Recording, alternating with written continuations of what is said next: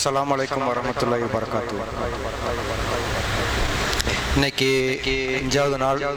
அல்லாஹ் நம்ம மேலே அவ்வளோ கருணையும் கிருபையும் காட்டுறதுனால இன்னைக்கு நம்ம இவ்வளோ ஆரோக்கியத்தோட இதனால் இன்ஷா அல்லாஹ் நம்ம நிறைவு செய்ய போகிறோம். ஏன்னா நேற்று இருந்தவங்க இன்னைக்கு இல்லை, தெரிஞ்சவங்களோ தெரியாதவங்களோ இந்த உலகத்தில் எத்தனையோ பேர் இப்போ கல்லறை கபருக்கு போயாச்சு. நமக்கு அல்லாஹ் அப்போ இந்த ஒரு வாய்ப்பை கொடுத்துருக்கதே நம்ம மேலே அல்லாஹ் காட்டுற பெரிய ஒரு கருணை தான் இந்த ஒரு நாள் நமக்கு கிடைச்சதே. ஸோ அந்த பாக்கியசாலியெல்லாம் நம்மளை வச்சுருந்ததுக்கு அல்லாஹ்வுக்கே எல்லா புகழும் நன்றிகளும். அதோடு என்னுடைய இன்றைக்கு தலைப்பை நான் இன்ஷா அல்லாஹ் தொடங்குகிறேன். இன்றைக்கி பார்த்தோன்னா நம்ம கடைசி 2 நாள் என்ன பார்த்தோன்னா தத்தக்கூன் பார்த்தோம்.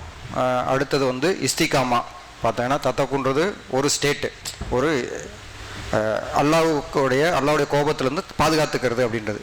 இது எப்படின்னா, ஒரு கார் இருக்குது, காரில் விண்டோ ஏற்றியாச்சு, ஏசியெல்லாம் போட்டுக்கிட்டாச்சு, வெளியில் இருக்க வெயில் உள்ளே வராது, வண்டி எப்படி போகும்? அதுதான் இஸ்திகாமா. நேற்று பார்த்தோம். நிலைத்து இருக்கிறது, அது ஒரு பெட்ரோல் மாதிரி, டீசல் மாதிரி, சிஎன்ஜி மாதிரி போட்டால் தான் வண்டி நகரும். இல்லைன்னா அங்கேயே நின்றுக்கிட்டு இருக்க வேண்டி தான், வெளிப்புறது உள்ளே வராது, நம்ம நகர மாட்டோம், அங்கேயே தான் இருப்போம். அந்த மாதிரி யோசிக்கலாம். சரி, இப்போ இந்த வண்டி எங்கே போகணும்? தத்தக்கூனாயாச்சு, இஸ்திகாமாயாச்சு, இப்போ வண்டி எங்கே போகணும்? எங்கே போய் சேரணும்? நமக்கு அல்லாஹ் இந்த உலகத்தில் தான் அந்த வாய்ப்பை கொடுத்துருக்கான். நம்ம மவுத்து சொல்லுவாங்க இல்லையா, அந்த சக்கராத்துன்னு சொல்லுவாங்க, அந்த ஸ்டேட் வந்தோடனே அவ்வளோ அவுட்டு. நம்ம ஒன்லி நம்ம மலக்குள் மவுத்தை பார்க்க முடியும், வேறு எந்த அசைவுகளுக்கும் நமக்கு தயாராக இருக்க முடியாது. அது வரைக்கும் தான் நம்ம சுதந்திரம் அல்லாஹ் கொடுத்தது. அப்போ எதை நோக்கி நம்ம போகிறோம்?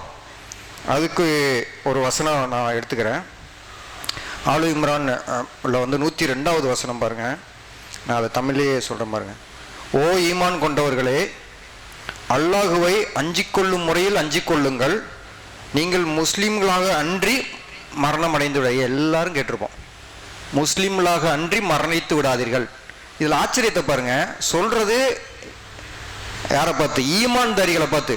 யூதர்களை பார்த்து, கிறிஸ்துவர்களை பார்த்து சொன்னா கூட சரிப்பா அவங்க முஸ்லீம் இல்லை, அல்ல முஸ்லீமாக சொல்றான்னு சொல்லலாம். சொல்றதே ஈமான்தாரிகளை, மூமின்களை. யா அல்லுகள் யா ஐயுகள் ஆதீன், ரைட்டா? அதாவது மூமின்களை பார்த்தே அல்லாஹ் சொல்லும்போது முஸ்லீம் ஆகுனா இப்போ இது என்ன ஒரு நிலைமை பாருங்க. அப்போ இது என்ன அர்த்தம்? நம்ம ஆழமாக யோசிக்கணும்.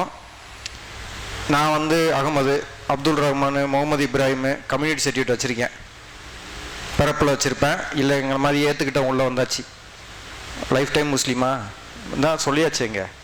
ஈமான் கொண்டவர்களே நீ முஸ்லீமா இல்லாமல் மரணிச்சாருன்னா என்ன அர்த்தம்னா, நமக்கு கொடுக்கப்பட்ட அந்த கபரு போகிற சுதந்திரம் வரைக்கும் நீ முஸ்லீமா இல்லாமல் போகிறதுக்கு வாய்ப்பு இருக்கும். உன் கம்யூனிட்டி சர்டிஃபிகேட் முஸ்லீம் சொல்லாது, உன்னைய அது சொல்லாது, உன் பேர் சொல்லாது, உன் செயல்கள் சொல்லும்.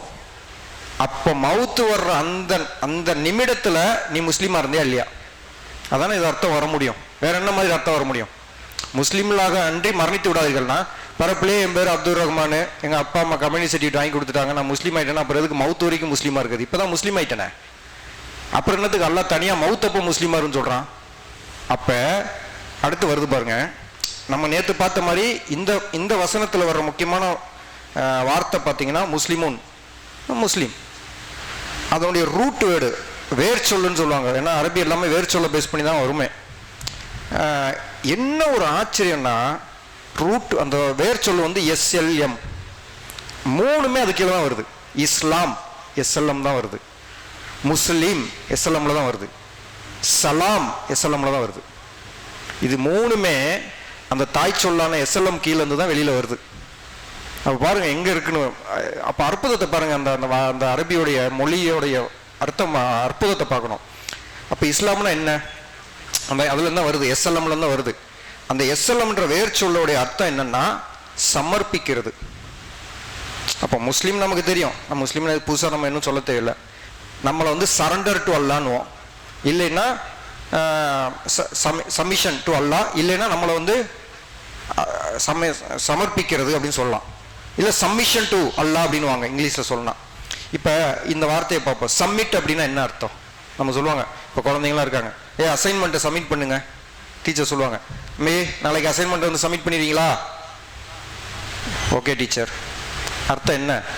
சப்மிட் ஆயிடுச்சுன்னா என் கண்ட்ரோல் இல்லை, கொடுத்துட்டேன்னு அர்த்தம். கரெக்டா? அசைன்மெண்ட்டை சப்மிட் பண்ணிட்டேன் டீச்சர் அப்படின்னா என்ன அர்த்தம்னா கொடுத்துட்டேன், நான் ஒப்படைச்சிட்டேன். இப்போ நான் திரும்ப கொடுத்துட்டாங்க, சப்மிட் ஸ்டேட்டில் இருக்கேனா, ஒப்படைச்ச ஸ்டேட்டில் இருக்கேனா, அதான் திரும்ப கொடுத்துட்டாங்களே பேப்பரா. இப்போ நான் போய் நான் சப்மிட் பண்ணிட்டேன் சொல்ல முடியாது, எனக்கு ரிட்டர்ன் வந்துருச்சு. அப்போ அந்த அந்த அந்த வார்த்தையோட அர்த்தத்தை பாருங்க. எந்த நிமிஷமும் சப்மிட் ஸ்டேட்டில் இருக்கணும். நம்ம எந்த நிமிஷமும் அசைன்மெண்ட் பேப்பர் டீச்சர்கிட்ட இருந்தால் தான் அது சப்மிட்டு. ஒத்துக்கிறோமா? திரும்ப கொடுத்துட்டாங்கன்னா நம்ம கைக்கு வந்துருச்சு. அப்போ போய் இப்போ டீச்சர்கிட்ட சப்மிட்டுன்னு வராது. அதுதான் இங்கே வருது. அந்த வசனத்துக்கும் இந்த வேர் சொல்லுக்கும் கனெக்ட் பண்ணி பார்த்தோம்னா, முஸ்லீம்களாக அன்றி மரணிக்காதீர்கள்னா ஒரு செகண்டும் சப்மிட் ஸ்டேட்லேயே இருக்கணும். நம்ம சரண்டர் ஸ்டேட்டில் இருக்கணும். நீ அதாவது அல்லாஹ்க்கு தெரியும் நம்ம எல்லாரும் 100க்கு 100 யாரும் அந்த ஸ்டேட்டில் இருக்க முடியாது. அதுக்காக தான் அல்லாஹ் வார்ன் பண்ணுறான், நீ மவுத்து அந்த அந்த நொடி வரும்போது சம்மிட்டை விட்டு வெளியில் இருந்துடாத. எப்பெல்லாம் இருப்போம் நமக்கு தெரியும். இது நம்மகிட்ட இருக்க ஒரு ஒரு ஒரு புரிதல் இருக்க பிரச்சனை தான். நான் அப்துல் ரஹ்மான் கம்யூனிட்டி சர்டிஃபிகேட் வச்சிருக்கேன், நான் முஸ்லீமாக மவுத்தாவே நம்மளாம் நினச்சிக்கிறோம். அது இல்லை. அப்போ இந்த வசனம் எப்படி உண்மையாக முடியும்?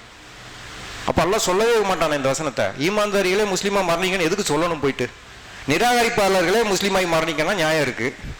அப்போ பாருங்க இது. அப்போ நான் முஸ்லீமா அல்லாஹ்க்கு என்னைய சரண்டர் பண்ணனா, சப்மிட் பண்ணியிருக்கேனா, ஒப்படைச்சிருக்கேனான்றது ஒரு நிமிஷம், ஒரு செகண்ட், நிமிஷமே அதிகம், நான் மவுத்து செகண்ட்ல வந்துடும். ஒரு செகண்ட்லையும் நான் இருக்கேனா, ஆனால் இருக்கிறதும் கஷ்டம். அப்போ மவுத்து எப்படி வரும் பாருங்க. நமக்கு எவ்வளோ பெரிய ஒரு சோதனையான விஷயமா இருக்க வாய்ப்பு இருக்கு நமக்கு அது.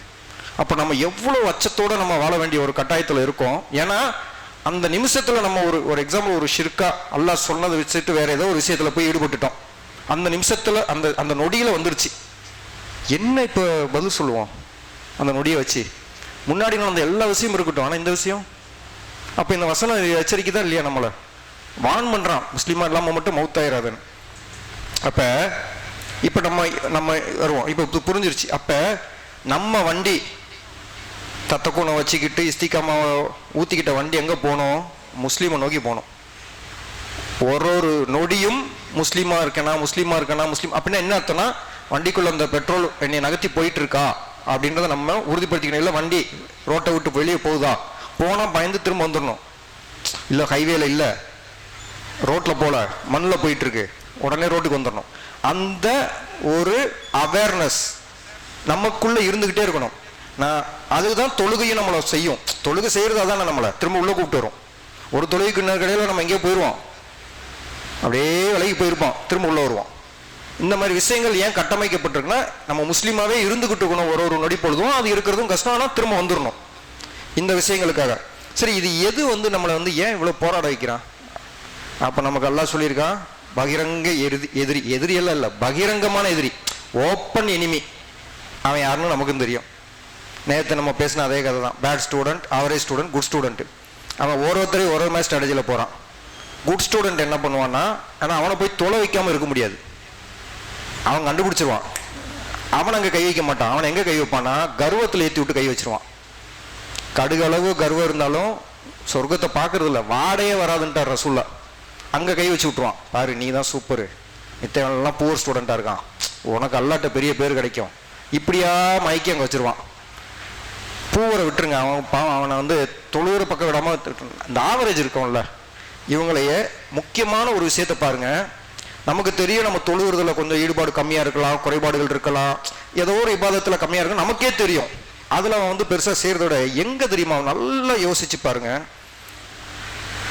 மவுத்து வரும்போ அவனுக்கு அப்புறம் தான் ரசூலா சொல்லிட்டு போயிட்டார், 60 வயசுக்கு பிறகு தான் என் உம்மத்துக்கு மவுத்துன்ட்டாருன்ட்டு. 40 இருப்போம், 20 வருஷம் இருக்குன்னு நம்மளையா ஒரு பிளானை போட்டு உட்கார வச்சிருப்பான். ஆனால் யாருக்குமே தெரியாதுன்றது நம்ம திருக்குறளை வச்சு தெரியும். யாரோட மரணம் எப்போ வருது, எந்த நொடி வருதுன்னு தெரியும். அப்போ இது திரும்ப இந்த வசனத்தை படிங்களேன். என் மவுத்து இப்போ இன்னைக்கு நைட்டு தூங்கி காலையில் எந்திரிச்சாதான் நான் இங்கே இருக்கிறதுக்கு உறுதி இல்லையா? எனக்கு என்ன, அப்துல் கலாம் நமக்கு தெரியும், ஒரு மேடையில் பேசிக்கிட்டு இருக்கும்போது மவுத்து வரும். ரைட்டா? மேடையில் பேசிகிட்டு இருந்த இடத்துல மவுத்து வரும், அவருக்கு தெரியுமா? அப்போ சைத்தா எங்கே வைக்கிறான் பாருங்க, நம்மளை அந்த நம்பிக்கை கொடுக்குறான் பாருங்க, உனக்கு இன்னும் டைம் இருக்கு, நீ ஆரோக்கியமாக தான் இருக்க. அப்போ என்னன்னா, நம்ம செய்கிற இபாதத்தில் தள்ளிப்பட வச்சிருவான். இது எவ்வளோ பெரிய ஒரு உச்சக்கட்டமான, ஆனால் இது நம்ம யோசிச்சு பார்த்தோம்னா உண்மை. அதுதான் இந்த வசனத்தை பாருங்க. மரணிக்கும் போது நீ முஸ்லீமா மரணிச்சிருன்னா நமக்கு மரணமே தெரியாது இல்லை, எப்போ மரணிக்க போறோம்னு. அப்போ ஒரு நொடி பொழுதையும் நம்ம எப்படி யோசிக்கணும், அடுத்த நொடி நான் இருக்கேன்னா எனக்கு தெரியாது, நான் இப்போ இப்படி இருக்கேன். இந்த கண்டினியூஸ் ஃபீட்பேக் நமக்குள்ள போராட்டம் நடந்துக்கிட்டே இருக்கணும். ஏன்னா ஒரு முஸ்லீமுக்கு மவுத் வரைக்கும் இந்த போராட்டம் இருக்கும், இல்லாமல்லாம் யாருமே மரணிக்க முடியாது. கரெக்டு தானே? ரசூலாவை பாருங்க, அல்லாஹ் முழுமையான பிறகுதான் மவுத்து கிடைச்சது ரசூலாக்கு. ஏன்னா அது நபி, அந்த மாதிரி தான் அந்த செட்டப்பு. அறகுறையா, அதாவது இன்கம்ப்ளீட்டா இஸ்லாம் வரும்போது ரசூலாக்கு மவுத்து வரல. கரெக்டா? முடிஞ்சு ஒரு வகி நின்று ஒரு 3-4-5-6 மாசத்துக்குள்ளதான் மவுத்து வருது. நமக்கு அந்த பாக்கியம் கிடைக்குமா? அதாவது நான் கம்ப்ளீட் பண்ணிட்டேன் லைஃப், அல்லாஹ் சொன்னதை வாழ்ந்து காட்டிட்டேன், பிறகு மவுத்து கொடுப்பானா? அது பாக்கியம் கிடைச்சா. அந்த அந்த ரகசியம் அல்லாஹ்கிட்ட தான் இருக்கு, நம்மளை பத்தி நம்மகிட்ட இல்லை. அப்போ எவ்வளோ கேப்பில் இருக்கோம்னு நமக்கு தெரியல. அப்போ எவ்வளோ நம்ம சிந்திக்க வேண்டிய சுச்சுவேஷனில் இருக்கோம். சரி, இப்போ நம்ம கடைசியாக இதுக்கு வந்துடுவோம். எங்கே இந்த டெய்லி பேசிஸில் நமக்கு ஏன் இந்த சோதனைகள் வருது, இந்த விஷயங்கள் இதெல்லாம் புரியுது நமக்கு, எதெல்லாம் செய்யக்கூடாது நல்லா சொன்னதும் தெரியும். ஆனால் எங்கே வருதுன்னா, மூணாவது நம்ம பிரித்து சொல்கிறேன் பாருங்க. கல்பு, அல்லாஹ் சூரா அஷம்ஸில் சொல்லிடுமா, உள்ளத்தை தூய்மைப்படுத்தியவன் வெற்றி பெற்றான், உள்ளத்தை கலங்கப்படுத்தியவன் நஷ்டமடைந்தவன். நம்ம வெளிப்புற தோற்ற கதையெல்லாம் செகண்டரி தான், பிரைமரி இங்கே தான் உட்காந்துருக்கு. ஏன்னா கர்வம் இங்கே தான் வரும், அச்சம் இங்கே தான் வர முடியும், உணர்வுகள் எல்லாம் இங்கேருந்து தான் வெளிப்பட முடியும். அப்போ இது ஒரு ஸ்டேஜில் ஒரு ஏரியா நமக்கு பார்க்க வேண்டியது. அடுத்தது வெளிப்புறம் சூழ்நிலைகளில் மனுஷங்களும் இருப்பாங்க, மனுஷன் இல்லாத விஷயங்களும் இருக்குது. சேர்த்து சொல்கிறேன் நான். அது நம்ம குடும்பமாக இருக்கலாம், சொந்தக்காரங்களாக இருக்கலாம், ஃப்ரெண்ட்ஸாக இருக்கலாம், கம்பெனியில் வேலை செய்கிற இடமா இருக்கலாம், போயிட்டு வர இடமா இருக்கலாம். ஏதோ அது சூழ்நிலை, அது வெளியில், இது உள்ள. இது ரெண்டையும் கனெக்ட் பண்ணுற இடத்துல தான் டேஞ்சர் உட்காந்துருக்கு. நம்ம ஆசை தான் போய், யாராவது நம்ம ஆசைப்பட மாட்டோமா? நமக்கு எல்லா மேலே அச்சம் இருக்கணும், எல்லாம் நமக்கு ஆசை வரும். ஆனால் அது தடுக்கும். எது? வெளிப்புறம். இதை கனெக்ட் பண்ணி தடுக்க வைக்கிறது எதுன்னா கண்ணு. நம்மளுடைய கண்கள், நம்மளுடைய வாய், அதாவது பேச்சு, நம்ம செவித்திறன்.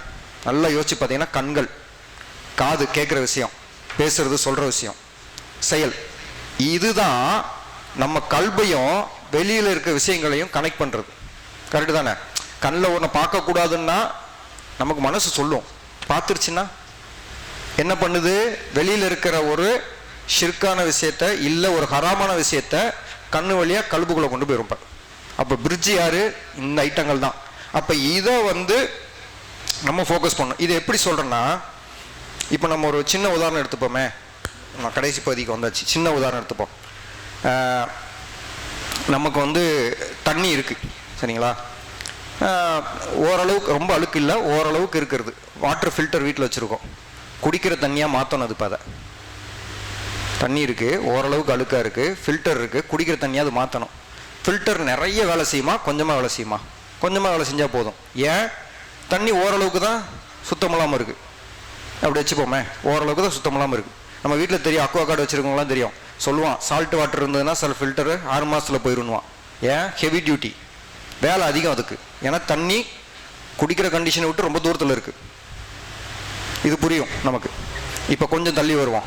நல்ல தண்ணி தான், ஒரு எக்ஸாம்பிளுக்கு மெட்ரோ வாட்டர்னே வச்சுப்போமே. இன்னும் கொஞ்சம் சேஃப்டிக்காக ஃபில்டரில் போட்டு தண்ணியை எடுக்கிறோம்.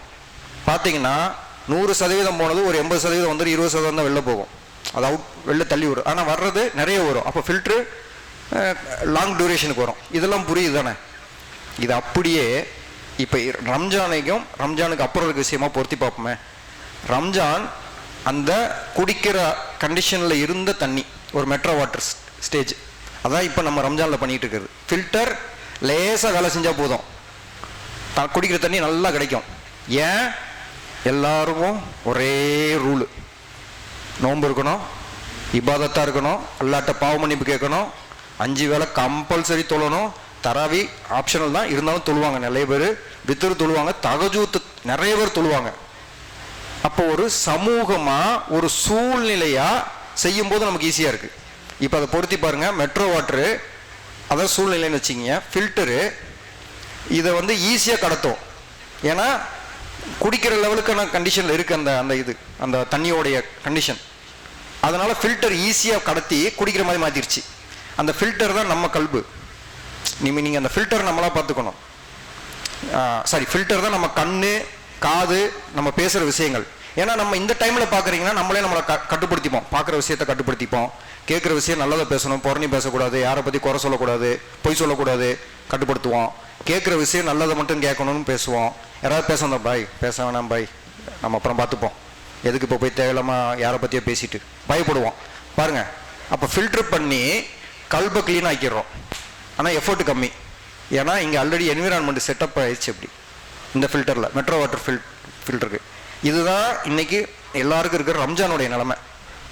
ஏன் அதுக்கு பிறகு கஷ்டப்படுறோன்னா அந்த தண்ணி போர் தண்ணி அப்படின்னா என்னென்னா என்விரான்மெண்ட் ஓப்பன் ஆயிரும், எல்லா கலப்படம் உள்ளே வரும். நம்ம பாய்மார்களை கலந்துருவோம், கலப்படம் பண்ணிடுவோம் உள்ளே வந்து எல்லாத்தையும். என்ன ரம்ஜான் இப்போ இப்படி பேசியிருந்த பாய் இப்போ எப்படி ஓப்பன் ஆகிட்டாருன்னா அடுத்த ரம்ஜானுக்கு தான் அப்படி பேசுவார். அப்போ கலப்பட ஆரம்பிச்சிச்சு. இப்போ என்ன செய்யணும்? ஆனால் கல்பு சுத்தமாகணுமே. ஏன்னா எல்லாம் சொல்லிட்டான் மரணிக்கும் போது நீ முஸ்லீமாக மரணிச்சிருப்பா அப்படின்ட்டான். இப்போ கல்பு சுத்தமாக இல்லைன்னா நமக்கு தெரியாது மவுத்து எப்படி வரப்போகுது, கபரில் நம்ம வேதனையை என்ன பற்ற பார்க்க போகிறோன்னு. அப்போ ஃபில்டரு ஹெவி டியூட்டிக்கு போக வேண்டியிருக்கு. இப்போ இங்கே தான் சிக்கல். அப்போ அந்த ஃபில்டர்ன்றது மறுபடியும் அதே தான், கண்கள் காது பேசுறது செயல்களில் ஹெவி டியூட்டிக்கு போகணும். இப்போ நம்ம ரம்ஜானில் போட்ட எஃபர்ட்டை விட அதிகமாக போட வேண்டியிருக்கு. ஏன்னா இது போர் வாட்டர் ஆயிடுச்சே, இப்போ கலந்துருச்சே. இங்கே தான் நம்ம வந்து குழப்பிக்கிறோம். அந்த பழைய அந்த ஃபில்டர் லெவல்லே யோசிக்கிறோம். அந்த ஃபில்டர் ஒரு வருஷம் வந்துச்சு, இந்த ஃபில்டர் ஏன் 6 மாதம் கூட தாங்க மாட்டேங்குதுன்னா நம்ம இருக்கிற சூழ்நிலை அப்படி கலப்பட சூழ்நிலையில் இருக்கும். அப்போ இதை நம்ம புரிஞ்சுக்கிட்டு ரம்ஜான் இருக்கும்போது நமக்கு அல்லாஹ், அதான் நேற்று பேசின அதே தான், அல்லாஹ் ஒரு அருட்கொடையாக நமக்கு ஒரு ஒரு இபாதத்தோடைய உச்சத்தோடைய ஒரு சூழ்நிலையை நமக்கு காட்டுறான். இந்த ஒரு மாதம் பார்த்தீங்கன்னா எல்லாரும் நான் சொன்ன இந்த இந்த அந்த அதுக்குள்ளேயே இருப்போம், அந்த மொழிக்குள்ளேயே அந்த லாங்குவேஜுக்குள்ளேயே இருப்போம். அந்த ரம்ஜான் லாங்குவேஜ்னு ஒன்று வச்சுருப்போம், அதுக்குள்ளேயே தான் சுற்றுவோம். அதை காட்டுறான் நமக்கு. பாரு உன்னால் இருக்க முடியும், ஒன்னால் இருக்க முடியும், சமுதாயத்தை ஒன்னால் இருக்க முடியும். நீ போன பிறகு சூழ்நிலை தான் மாறுது, நீ இருக்கிறவன் தான், சூழ்நிலை தான் மாறுது. கொஞ்சம் எக்ஸ்ட்ரா மெனக்கட்டேன்னா அதே மாதிரியே உன்னால் இருக்க முடியும். ஃபில்டர் அதுதான், கொஞ்சம் ஹெவி டியூட்டியாக வேலை செய்யணும். செஞ்சால் ரம்ஜானில் நீ என்னவா இருந்தியோ அதுவாகவே இருக்க முடியும். குடிக்கிற தண்ணி அதே தண்ணியாக கிடைக்கும், அதே கல்பு தூய்மையோடு நிற்கும். அப்படி இருந்தால் அல்லாஹ் நாடுனானா நம்ம முஸ்லீமாக மரணிக்கிற வாய்ப்பு நமக்கு கிடைக்கும். அப்போ ஒரு நொடி பொழுதும் நம்ம இவ்வளோ யோசிக்கிற வேண்டிய கட்டாயத்தில் நம்ம இருக்கும்போது நம்ம அந்த கம்யூனிட்டி சர்டிஃபிகேட் வச்சு நான் பேரை வச்சு முஸ்லீமாக இருந்தேன் மவுத்தான களிமா சொல்லிடுவேன் கற்பனையில் வாழ்கிறதெல்லாம் வந்து நிதர்சனம் உண்மையில் வராது. அப்படி வந்திருந்தால் இந்த வசனம் வந்திருக்காது வெளியில். ஸோ இதுதான் நான் இன்னைக்கு சொல்லணும்னு அப்படின்னு நினச்சது. ஸோ தத்தக்கும் இஸ்திகாமா முஸ்லிமின். அப்போ நம்ம வந்து ஒரு நொடி பொழுதும் நமக்கு வந்து முஸ்லீமாக இருக்கிறதுக்கான முயற்சிகளை மேற்கொண்டுட்டு அதில் நம்ம தப்புகள் நடக்கும்னா உடனே அல்லாஹ் கிட்ட அது தொழுகை கிடைச்சாலும் சரி, இல்லைன்னா நம்மளே 2 ரக்காத் தொழுதோ இல்லை அல்லாட்ட பாவ மன்னிப்பு கேட்ட நிலைமையிலையாவது நம்ம வந்து மௌத்தை கேட்கணும். மௌத்தை ஒரு துவாலையும் நம்ம வந்து யாரெல்லாம் நான் களிமா சொல்லி ஒரு மூமினா உன்னுடைய பாவ மன்னிப்பு வாங்கி உன் பொருத்தத்தை வாங்கின மௌத்தை எனக்கு கொடு. அதுதான் உச்சக்கட்டம். இந்த உலகத்தில் நம்ம 60 வருஷம் 70 வருஷம் வாழ்ந்ததுக்கான சாதனை அங்கே தான் இருக்குது. அது கிடைக்காம இருந்தவங்க எத்தனையோ பேர் இருந்திருப்பாங்க. அதை கிடைக்கிற பாக்கியசாலிகளாக நம்மளை அல்லாஹ் வந்து ஆக்கிறதுக்கான ஒரு சோதனை களமாக இந்த ரம்ஜானை நமக்கு கொடுத்துருக்கான். அதில் 5 நாள் நம்ம கடந்திருக்குன்னா எவ்வளோ பெரிய பாக்கியசாலியாக நம்ம வாழ்ந்துகிட்டு இருக்கோம். ஒரு நாளும் நான் நேற்று சொன்ன மாதிரி நமக்கு கிடைக்கிற ஒரு பெரிய அருட்கொடை. அல்லாஹ் நம்மளை உயிரோட காலையில் எழுப்புறானாலே இன்னொரு சந்தர்ப்பம் கொடுத்துட்டான். நேற்று படிக்கும் பண்ண தப்புகள் இன்னைக்கு எப்படி நான் மாற்றிக்க போகிறேன்? கஷ்டம், ஹெவி டியூட்டி. மறுபடியும் சொல்கிறேன், ரொம்ப கஷ்டம். நானும் பார்க்குறவ இங்கேயே பார்க்குறோம். இப்போ இது முடிஞ்சிச்சுன்னா அடுத்த நாள் தொழுகையில் இங்கே ஒரு சஃபே கஷ்டம். பாருங்கள், நம்ம ஆட்டோமேட்டிக்காக டியூன் ஆகி பழசுக்கு போயிடுறோம். பழைய ஃபில்டருடைய ஒர்க்கிங்லேயே ஆனால் போர் வாட்டரை க்ளீன் பண்ண ட்ரை பண்ணிக்கிட்டு இருக்கோம். அது க்ளீன் பண்ண அது பாதி தான் க்ளீன் பண்ணோம். அப்படி இல்லாத மக்களாக நமக்கு அந்த அல்லாஹ்வுடைய தௌஃபீக் நமக்கு அதுக்கு கிடைக்கட்டும். அது வழியாக நம்ம முயற்சிகளுக்கு அல்லாஹ் அந்த பரக்கத்தை நமக்கு கொடுக்கட்டும் அப்படின்ற ஒரு நியத்தோடு நான் என்னுடைய உரையை முடிச்சுக்கிறேன். ஆமீன். அஸ்ஸலாமு அலைக்கும் வரஹ்மத்துல்லாஹி வபரகாத்துஹு.